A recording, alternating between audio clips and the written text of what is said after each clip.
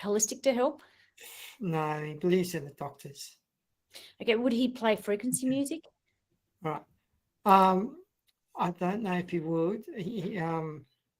Probably not. He and If he's I. open to, if he's open to healing, I'm happy to do one which just gets him calm. He doesn't have to do anything. He just lies there. Normally, with people like himself, we'll probably knock him out and he'd have a sleep for an hour. But Okay. Well, I'll throw that suggestion to him. We are recording now, but yeah, he and I are total opposites anyway. So anything I say,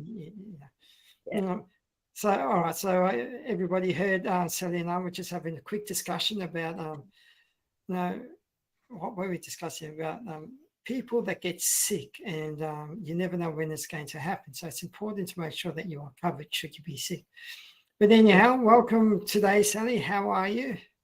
Yes, look, it's bizarre. Everything seems to be pushing us into spring cleaning all aspects of our lives at the moment. I don't know about Sydney. I'm pretty sure you've had pretty good weather, but Melbourne's weather, even though chilly, it's so sunny. It's divine. Yeah, right now it's a little bit overcast, and yesterday was a little bit overcast. So the rain's coming and going, which is nice because we need a bit of rain. Yes. Yeah. Well, I was in Canberra yesterday and it was really sunny and no rain, clear blue skies, just a bit chilly. Yeah, I saw your post. It looks like you had a great time in Canberra with Ali. Yeah, yep. It was quick but good. Okay. And why don't you tell us why you were there? Because you and Ali are doing something special, aren't you?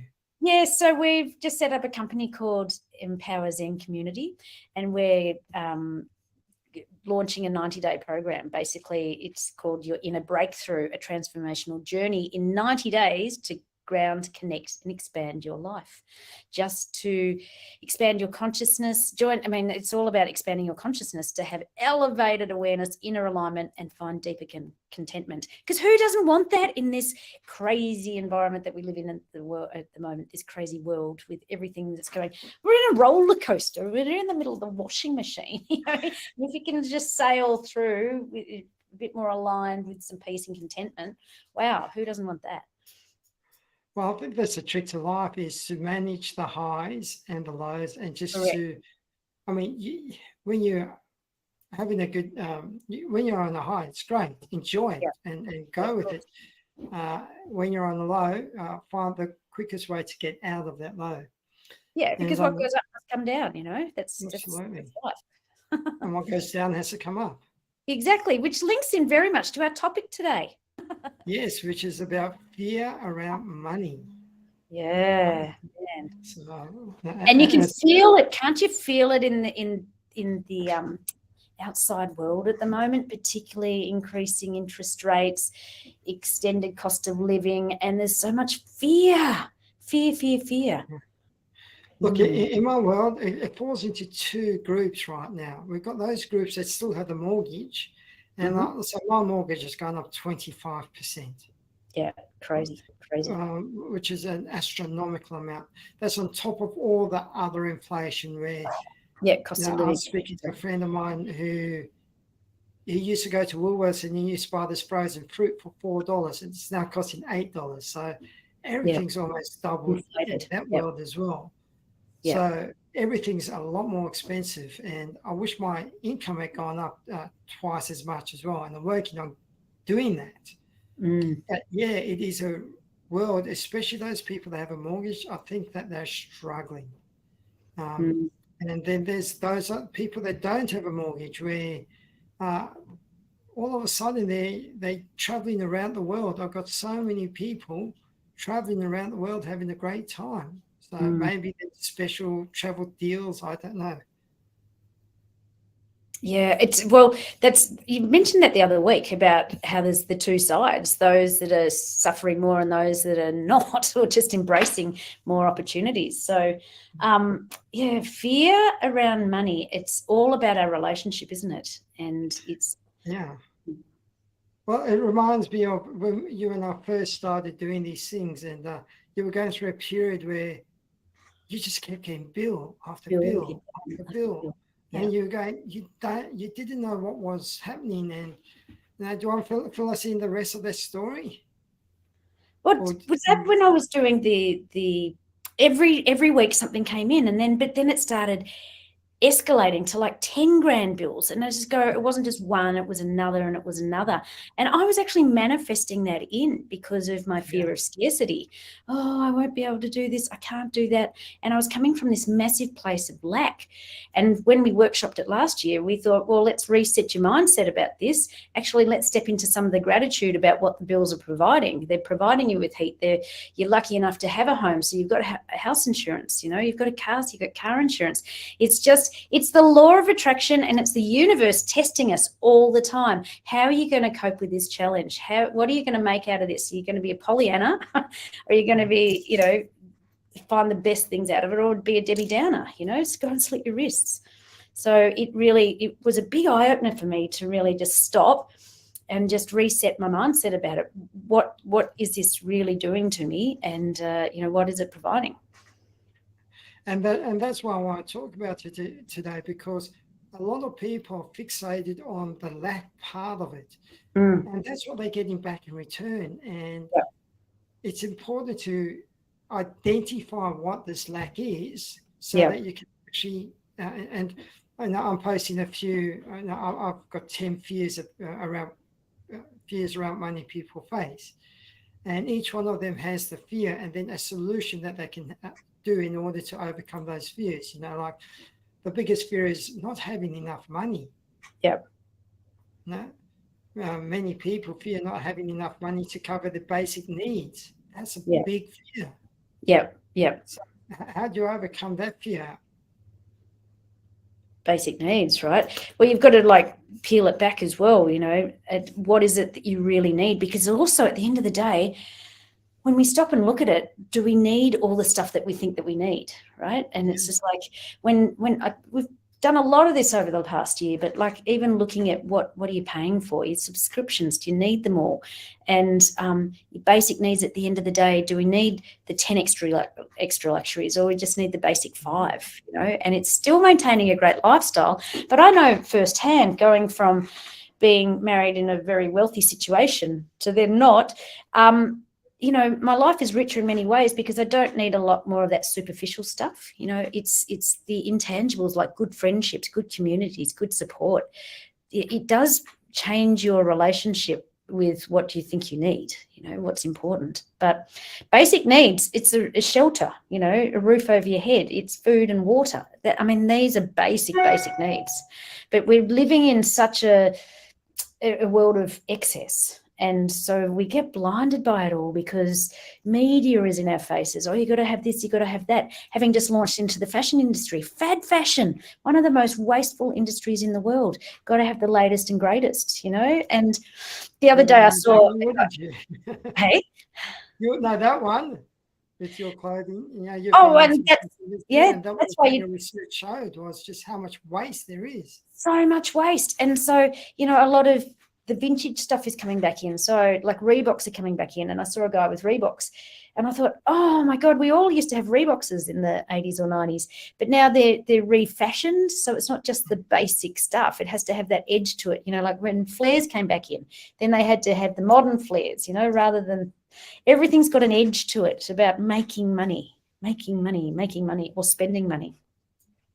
Well, that's what not the clothing, but that's what producers do, is they work on the vanity of people. You need to have the latest, the newest, and all of those things.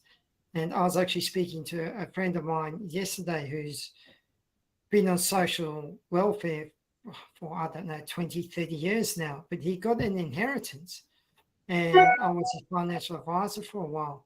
And when he discovered he could access all his money, he just went through it. He went and got a facelift. And he rang me up last night and said, Paul, I've only got $95,000. What do I do?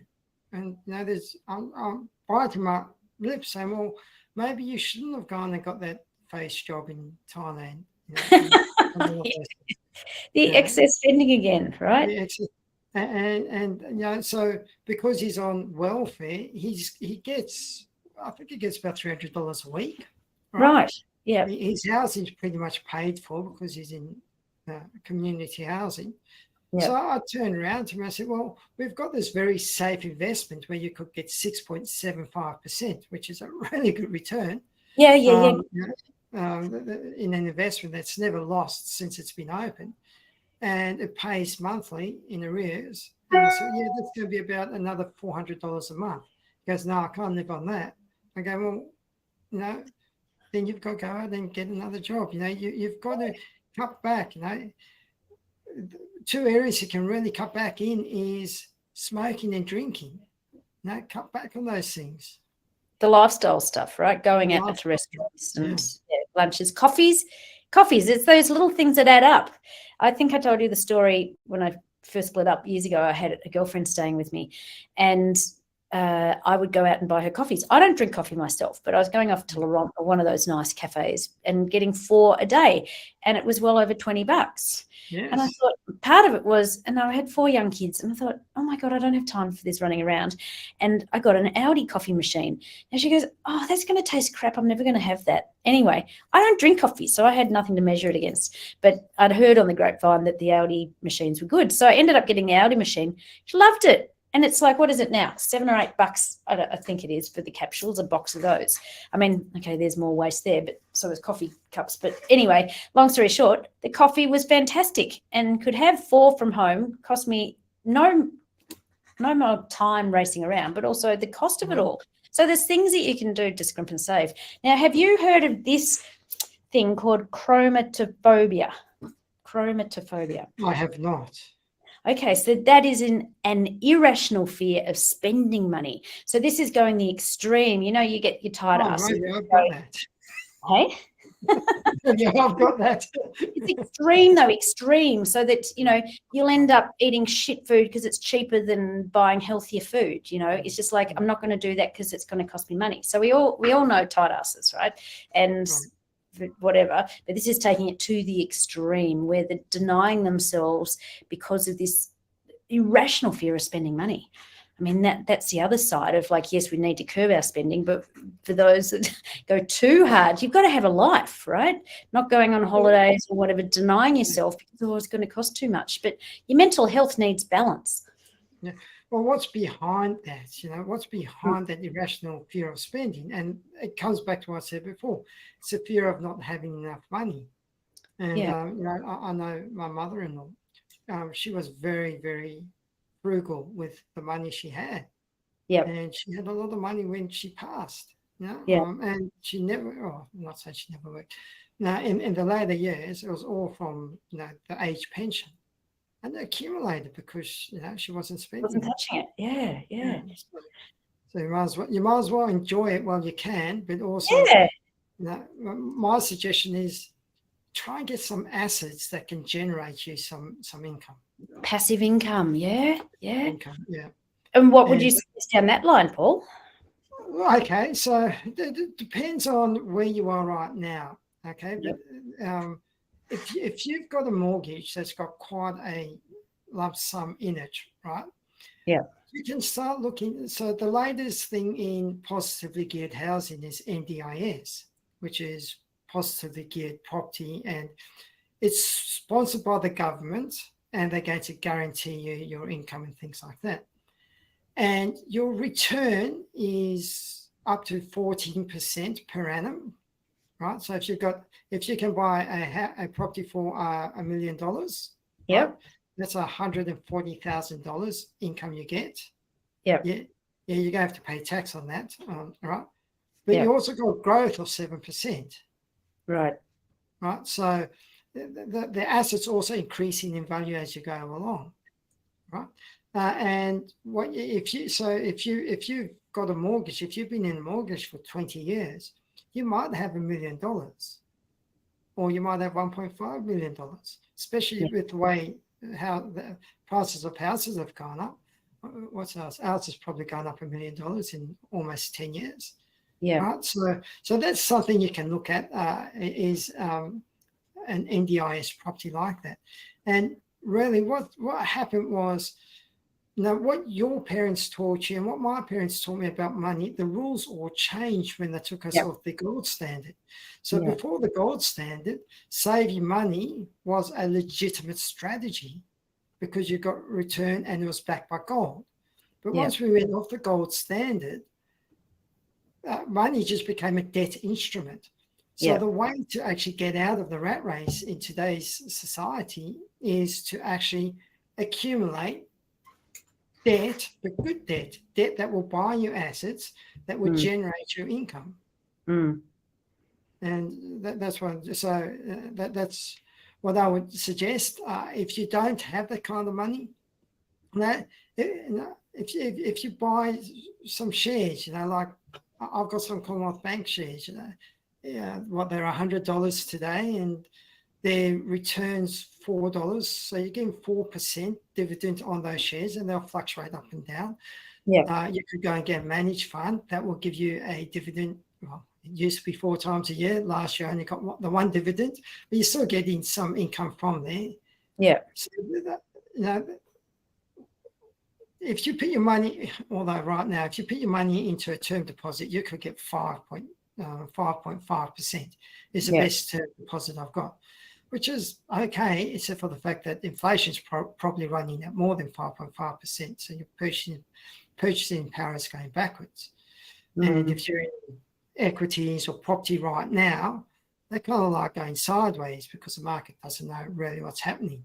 Yeah. A lot of negativity out there. So the equities and the property, well, property's actually going up, and equity's slowly going up as well. But you don't feel it going up because, like today, the market's down 1%, and you go, "What the hell?" And then tomorrow it might be up 1%, but it's just slowly creeping up. So, those are some of the things you can do, and I suppose behind it all is just to become financially literate and understand what you can do. Yeah. One of the things I want to warn people about is, and I've got a lot of these on my YouTube and in the group as well, all these scams of these companies that are promising you up to 1 to 3% per week. Per week? Per week. And I actually did the maths on that one. On $100, if you got 3% per week, how much would you have in 20 years? Or I don't know, but you're a good figures head. Give us a I don't know. Well, have the wildest guess and guess high, and you'll still be wrong. Well, over $1 million. Yeah, 4 quadrillion. No way. That's what the figures came out as. Well, I didn't even know that was a number. Like, that's ridiculous. Well, we probably do have that much money in there now, but that's 4 quadrillion. That's 16 zeros, I think, right? Oh, that's ridiculous. So you've got to be aware of these things. And I've been getting, well, they stopped paying out now, but they've got their excuse. And so I was only $100. I only did it for the fun. And I was getting 1.5%. So I worked out in 20 years' time, if I got 1.5% every week, how much money do you think I'll be getting per week? Oh, well, a bit. About $8 million or $7.6 million or something like that a week. Wow, that's ridiculous. And mine will grow to like, I think it was $67 billion or something like that. I'll be one of the richest people in the world. Yeah. Love it. Just be aware of those scams, these passive income scams. Just stay away from those. Stick to the legitimate. And that's all part of the financial education that you do. For me, I went into these things knowing they were going to be a scam, but I was just curious to see how they were going to do it. Yeah. It's $100. It's just fun. Right. So I know we're running out of time. So is there anything last you want to add to that? No, it's just, I think we started off talking about the weather, and I think it's a really good time now to sort of spring clean all aspects of your life, but particularly looking at your bank account, looking at where, setting some goals around what you're choosing to achieve, because, Christmas will be around the corner. We started, I think, probably October last year, going, now's the time to start putting a stash aside for either holidays or for Christmas presents and stuff, because it just catches up with you. So, we're talking about fear around money. Well, you can't change what you don't know. Identify any fears you have. Try and look at where they've come from. limiting beliefs? Is it from childhood? As you said, we get a lot of our stuff from our parents, who got it from their parents, and they've come through the war, they've come through all different things and different times, as you said, with the gold system and gold standard, etc.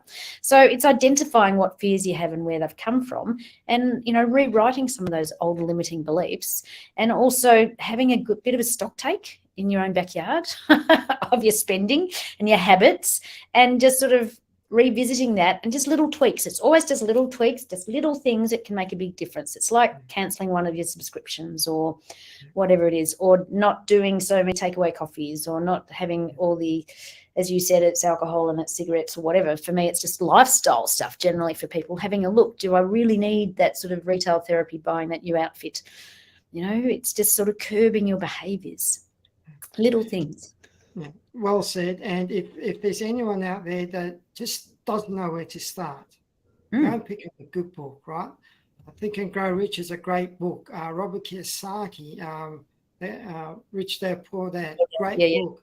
What's the one you think, Rich Lucky Bitch? Is that one of Get Rich Lucky Bitch, Denise Duffield Thomas. Lucky Bitch, right? Yeah. So there's and just start reading it, make it part of your learning. Is just every night read 10 pages, and before you know it, you're going to start to become financially literate. All right, then with that, I've got to let you go. Thank you for your time. And, thank you. So there's just encourage people to reach out, and also just we can always post names of books or answer any questions and stuff, because like how to become financially literate, that could be the topic for our next week. All right, we've got a topic for next week, how to become financially literate.